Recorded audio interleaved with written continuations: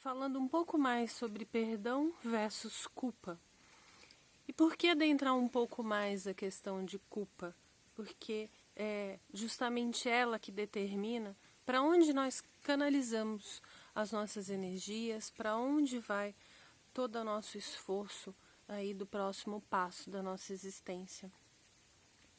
E nós começaremos com uma fala do nosso próprio Mestre Jesus, nessa oração tão universal que é o Pai Nosso, onde ele nos fala: perdoai as nossas ofensas, assim como nós perdoamos aos que nos têm ofendido.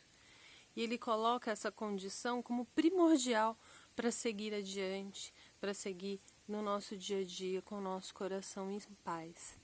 E hoje nós trouxemos aqui uma história conhecida de alguns, mas talvez não de todos, que é a história de Paulo de Tarso, que é um apóstolo aí, que mais difundiu a palavra do Cristo, o Evangelho, a Boa Nova.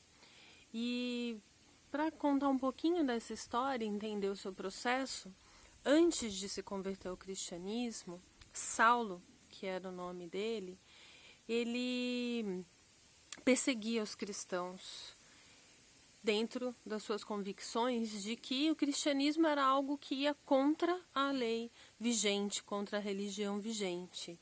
E em nome do que ele acreditava, muitos cristãos foram executados, inclusive Estevão, que a gente vai falar mais um pouquinho na sequência. E algo que também é encontrado em todas as Bíblias dessa história é que em algum momento lá no Monte Damasco, quando ele estava adentrando essa cidade, Saulo, numa daquelas suas peregrinações mesmo, ainda de perseguição aos cristãos, ele se deparou com uma visão, que seria uma visão no alto do monte, do próprio Mestre Jesus.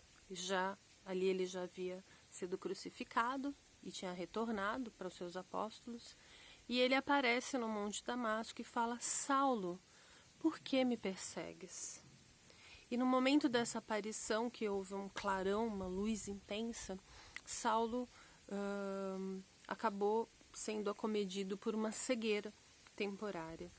E ele foi curado, porque a própria voz, essa voz de Jesus, o orientou a procurar um dos seus seguidores, que veio a curar aquela sua cegueira temporária, entendendo que a principal cegueira que acometia Saulo era, na verdade, a cegueira do seu espírito, a cegueira do que ele acreditava. E a partir desse processo, Saulo se converteu ao cristianismo, entendendo a maravilha dos ensinamentos de Jesus e passando, então, a compreender o que os cristãos que ele tanto perseguiu até aquele momento se identificaram tanto. E imaginem quando você toma ciência, né, de que cometeu erros terríveis, porque foram erros a ponto de tirar a vida das pessoas. E ele teria duas opções ali, naquele instante: ficar se remoendo na culpa por tudo que ele fez de errado, se amargurando, ou a opção que ele teve, que é de seguir adiante, pregando a boa nova do Cristo, pregando o amor. Ele foi o maior propagador da palavra do Evangelho, que escrevendo aquelas cartas, guiando os seus todos os seguidores da palavra do Cristo. E isso é o que Jesus espera de nós, que nós façamos um bom direcionamento da nossa energia, dos nossos pensamentos, para renovar as nossas atitudes. Por quê? Ficar preso ao passado, preso aos nossos erros, não vai ajudar em nada. Não vai ajudar no nosso processo. Paulo de Tarso passou por sofrimentos terríveis, porque na sua conversão ele passou a se chamar Paulo. Inclusive, um dos cristãos que ele executou era o irmão da noiva dele, que ele não sabia, que acabou perecendo naquela tristeza, adoecendo, e ele passou por todas essas amarguras e mesmo assim direcionou todas as suas energias para fazer o bem, para espalhar a boa nova. Todos os restantes dos dias da sua vida naquela existência foram dedicados a propagar a palavra do Cristo. Nós temos um outro exemplo contemporâneo muito maravilhoso dessa situação de que não há motivo para ficarmos nos remoendo na culpa, na tristeza, nas raivas. O nosso querido irmão propagador de paz, muito contemporâneo, Nelson Mandela.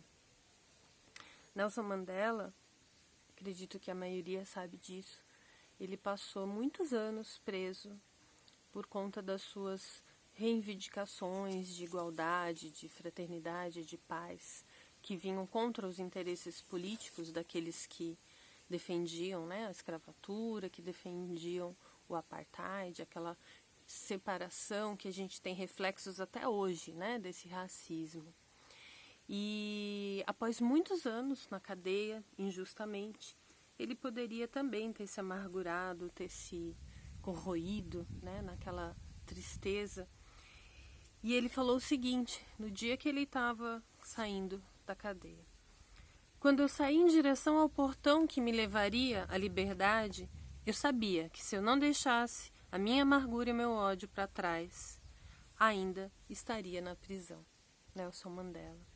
Então, quantas referências nós temos dessa renovação mesmo de atitudes, de começar de novo, porque a culpa, ela é o grande fator que gera muitas amarguras, muitas doenças. Ela é o reflexo direto do julgamento. E nós sabemos que um julgamento, ele sempre constrói muros entre as pessoas. Julgar que o outro está certo, que o outro está errado, condenar, impor, isso cria verdadeiros muros. Ao passo que o perdão, ao passo que a benevolência cria pontes entre as pessoas. E essa foi a opção de Paulo de Tarso, essa foi a opção de Nelson Mandela: se desvencilhar da culpa, se desvencilhar do julgamento, se desvencilhar das amarguras que aprisionam e seguir usando a sua liberdade, usando a sua energia para fazer o bem, para propagar a luz. E nós não poderíamos deixar de concluir essa nossa breve reflexão sobre o perdão e o desapego, o perdão e o auto-perdão, o perdão e a renovação das atitudes, com uma fala do nosso amado Chico Xavier. Embora ninguém possa voltar atrás e fazer um novo começo, qualquer um pode começar agora a fazer um novo fim.